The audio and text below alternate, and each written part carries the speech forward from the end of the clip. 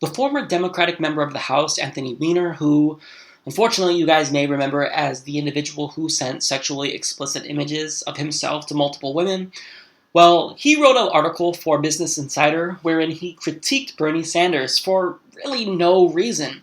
So, in his article, he states, quote, "I'm torn because I really don't understand what Bernie Sanders is doing. I have one major question for Bernie. What exactly does he think he's doing in a Democratic presidential primary? Why is he asking for the nomination of a party he always avoided joining?" Now he adds, "Our party needs a kick in the butt. Senator Elizabeth Warren, Paul Krugman, and Jon Stewart are currently the standard bearers for that sentiment. But Bernie Sanders? I just don't know. After a career of steadfastly insisting that the Democratic Party was not his home, now he wants to not only be a member of the party, but its standard bearer? What changed? If Bernie wants to lead this party, he needs to explain what he's doing there in the first place." Now, first and foremost, no, he does not have to explain what he's doing in the Democratic Party. This is a presidential election that's not about political parties. It's about the American people and who we want. Your party, the Democratic Party, guess what? You guys aren't entitled to be in the White House, and neither is the Republicans. It's just the fact of the matter that we live in a two-party system, so one of you two parties are usually the ones who's in office. Critiquing him on that makes him look really ignorant. Now, second, the problem is that, as I stated, we do live in a two-party system. Now, there's something that he probably doesn't know about, but it's very, very popular. If you've ever taken a political science course, it's called Duverger's Law. Now, we live in a majoritarian system. Now, the way that our system is set up, well, it pushes down on the number of parties. See, what we have in the US is a district magnitude of 1.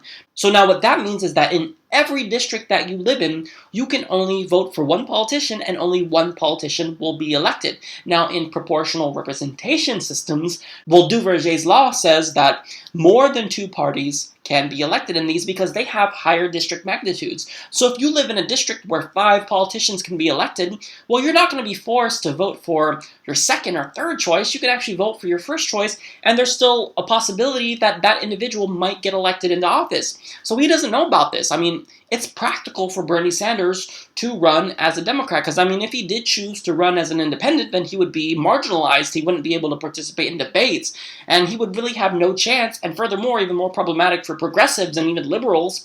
Well, what's he going to do? He's going to split the base. So half of the Democratic side, who typically votes Democrat, is going to vote for Bernie, and the other half could vote for Hillary Clinton, let's just say, if he was the third-party candidate. And that means a Republican gets in office. So he's doing it for pragmatic purposes, but Anthony Weiner knows this. So what he's trying to do is just find a way to critique Bernie Sanders. Now, Anthony Weiner even alluded to this. He says, quote, "Is Bernie's newfound party affiliation just a practical decision to run in a party that can win, rather than risk being a Nader-esque spoiler on a third-party line in November? That's a fair calculation, but doesn't it wipe away Bernie's 3 decades of standing as a principled socialist? No. Because 1, he's a social democrat, and 2, that critique doesn't even make sense. What does his record have to do with anything? I mean, if you look at Bernie Sanders' voting record, it speaks for himself. You can go way back to the 1960s and see that he was a progressive back then too, and he was championing the progressive cause. I mean, he led civil rights sit-ins back at the University of Chicago because he wanted to end segregation. He marched with Martin Luther King to end segregation. He was an avid LGBT rights activist in the 70s and in the 80s when that was political suicide. So his record stands by itself. Now, Bernie Sanders is the 3rd most popular U.S. senator, and that's because he actually listens to the American people. So, what is Weiner's real problem? Well, he knows that Bernie Sanders running as a Democrat is practical, but Weiner's wife actually works for Hillary Clinton. So he's biased. That's it. That's all it is. I mean, he even specified this before he started with the article. He says, well, my wife works for Hillary Clinton, so there's that. Well, so there's that. You just discredited yourself. You can't launch an attack against Bernie Sanders and say, well, I have this vested interest in this other candidate, so this is why I'm against Bernie Sanders. 1, you just delegitimized yourself, and 2, you've proven that you're not making sense because your argument is not really, it doesn't make sense. It's not very strong. I wouldn't say that it's incoherent, but it's not something that I think will resonate with anybody. So it doesn't matter what he thinks, really, because, I mean, he's already discredited himself, and what he says, it's not going to hurt Bernie Sanders. Nobody's going to think, oh, you know what? I think that I'm going to rethink my support for Bernie Sanders because that one politician who sent images of his penis to multiple women even though he's married, well, he says I should rethink Bernie Sanders and question his loyalty to the Democratic Party. Nobody's going to think that. Get over yourself. Nobody cares about the Democratic Party. I consider myself anti-establishment, although I am liberal, and typically my voting is in line with the Democratic Party. But guess what?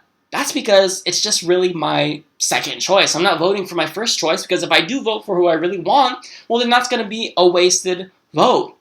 See? That's the way that our political party system works. You have a choice between a lesser of two evils. You can either pick the individual who's driving the bus that is insane, or you could pick the individual who is suicidal. I'd rather have the person who's insane than the individual who's suicidal, which is the Republican. So, Anthony Weiner, dude, I hate bringing up the ad hominem attack on him and stating that he had this whole sexting scandal, but look, he's really discredited himself, so I don't know why he's trying to, in turn, discredit Bernie Sanders. I used to really like Anthony Weiner. I thought he was a phenomenal politician. He was a pseudo-progressive, but I mean, this really shows that he wants so bad to get back into that to the political elite. He so badly wants to be part of the establishment that he'll do anything and even throw Bernie Sanders on the bus in order to kind of look at the other political elites, such as Hillary Clinton, and say, did I do a good job? Did I do a good job, Hillary? Do you like me now? Do you like me now? Can I be part of the political elite? Can I maybe be on your committee or be one of your advisors? No, Anthony Wieners. This is proof that Anthony Wieners is hashtag feeling the burn. I can't believe I just said hashtag.